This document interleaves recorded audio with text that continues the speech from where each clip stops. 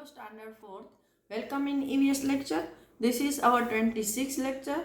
In previous lecture we have started our chapter number 8 reaching to grandma's house. Now today we are going to learn some more about this journey. Look at this. In previous lecture we have completed up to page 62. Now today we are going to over here. How long did you journey take? मतलब आपको वहाँ पहुँचने में कितने दिन लगे थे? तो शायद 2 दिन तो लग ही जाते हैं. ओके. नाउ ओमानास अप्पा brought ticket for the train and the bus. Can you think of other means of transport for which we need to buy tickets? ऐसे और भी ट्रांसपोर्ट है जिसमें हमें टिकट लेनी है. तो हाँ, फेरी है, उसमें टिकट लेनी है. स्पीड बोट होती है, उसमें भी टिकट लेनी होती है. ओके. हाँ, रिक्शों में टिकट नहीं लेनी होती है. Sometime we need to buy ticket to enter a place. Can you think of such place? कभी कभी ऐसा होता है कि कभी हम जहाँ पर जाते हैं घूमने के लिए, वहाँ पर ऐसे प्लेसेस होते हैं जहाँ पर हमें अंदर जाने की भी टिकट लगती है. तो ऐसे और प्लेसेस हैं जिनके बारे में आपको पता है, ये इनका ये मीनिंग है. तो अगर हम घूमने जाते हैं तो म्यूज़ियम में टिकट लेनी पड़ती है, फिर ज़ू में टिकट लेनी पड़ती है, फिर कोई पैलेस है तो उसमें जाने के लिए भी टिकट लगती है. Now look at this picture of a railway ticket. Find the following information on the ticket and circle them with different colour and discuss. यहाँ पर आपको एक ट्रेन की टिकट बताई है और उसके बारे में कुछ सवाल पूछे हैं. The train number.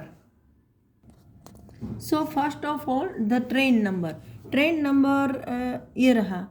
Train number 9037. Now the date of start of the journey. किस दिन को ये जर्नी स्टार्ट हो रही है?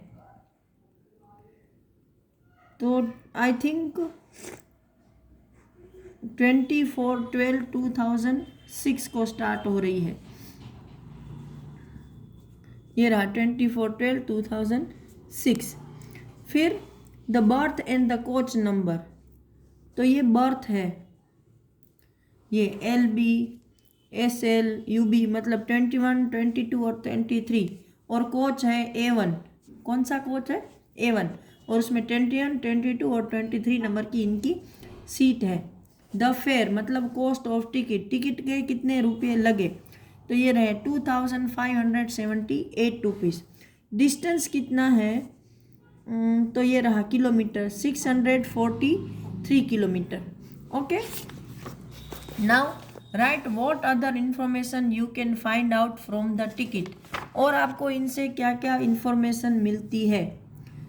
तो ये कहाँ से कहाँ जा रही है? देखो, ये ट्रेन है वो बांद्रा टर्मिनस से रतलाम जंक्शन जा रही है. उस ट्रेन का नाम क्या है? तो कि अवध एक्सप्रेस.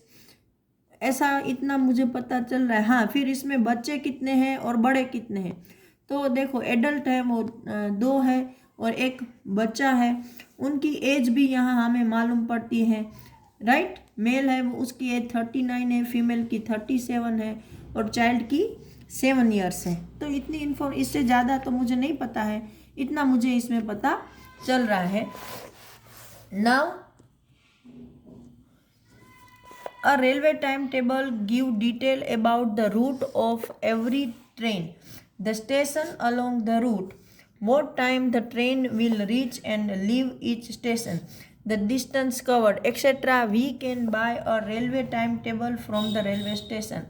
अभी आता है रेलवे का जो टाइम टेबल होता है वो.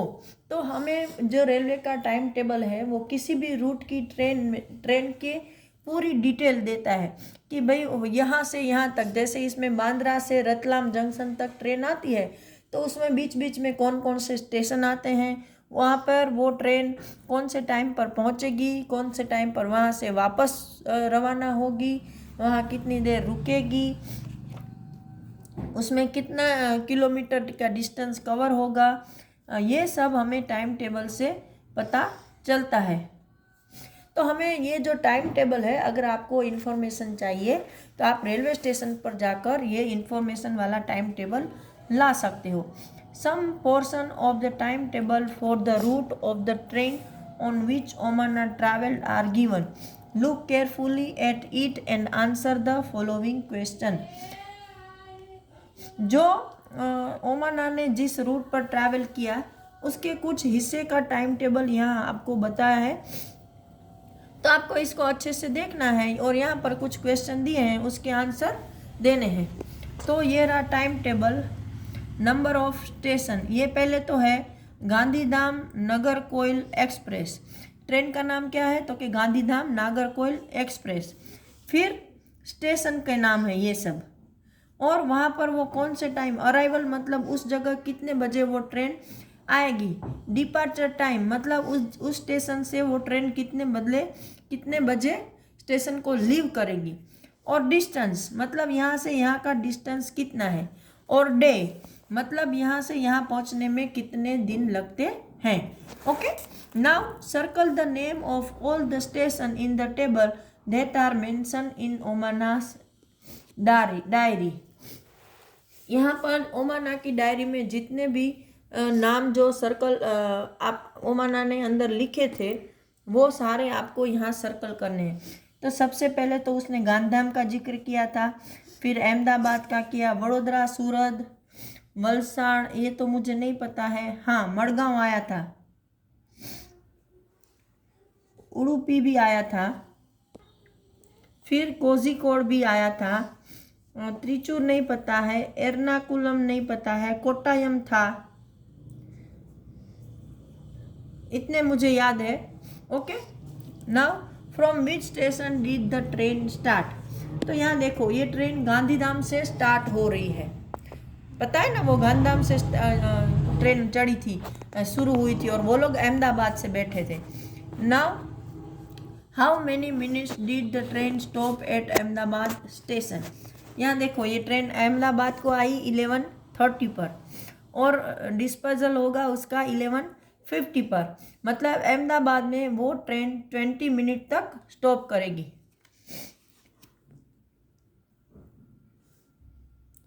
On which day of the journey did the train reach Madgaon.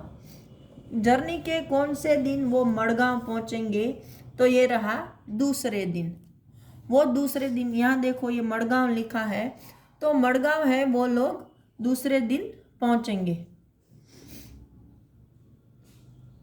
Sunil and Anna got off Kozhikode station, Omana got off at Kottayam station.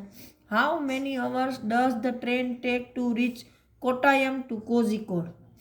उसके साथ जो दूसरे फैमिली था, उसके बच्चे थे सुनील और एन, तो वो लोग कोझिकोड में उतर गए थे और ये लोग उतरे थे कोट्टायम में। तो कोट्टायम से कोझिकोड है। How does the train take to reach Kottayam to Kozhikode, मतलब कोट्टायम से कोझिकोड पहुंचने में कितना टाइम लगता है। तो ये रहा ये कोझिकोड और ये रहा कोट्टायम। ओके, तो कोट्टायम है वो 23:50 पर पहुंचती है और कोझिकोड सब आता है 7:45। मतलब कि ये देखो हम इसमें से लेस करें 23:50 जब वो पहुंचती है कोट्टायम को, और कोझिकोड कितने बजे पहुंची थी, तो के 7:45। तो इसमें से हम लेस कर देंगे, 0 - 5 नहीं हो सकता है, कैरी किया, 10 - 5 5, 4 - 4 0, 3 - 7 नहीं हो सकता है, कैरी किया, 13 में से 7 तो 6 और 1 - 1 0, मतलब ये कोझिकोड से कोट्टायम 6 घंटे और 5 मिनट में पहुंचेंगे। What is the distance that the train traveled over the whole route? सारे रूट में इस ट्रेन ने कितना डिस्टेंस तय किया, तो ये रहा 2649 kilometre. Okay, now how many kilometre did Omana travel by train. Omana ने कितने किलोमीटर ट्रेन से ट्रैवल किया, तो ओमाना कोट्टायम तक उतर गई थी, तो 2418 kilometre. Would you like to keep a diary? Take a notebook or a diary every day for a week. Write about what you did. Also write your thoughts and feeling. Your thoughts and feeling. Share your diary with your friends. यहाँ पे आपको बता है कि आपको भी एक diary लिखनी है और उसको रोज मेंटेन करनी है। हो सके तो वीक में एक बार भी कर सकते हो और उसमें आपने जो किया है वो उसके बारे में लिखना है और अपने विचार, आपकी फीलिंग्स वो भी आप लिख सकते हो और अपने दोस्तों के साथ शेयर कर सकते हो। तो इस लेक्चर में उतना ही, अगले लेक्चर में हम आगे डिस्कस करेंगे। Till that time, goodbye everyone.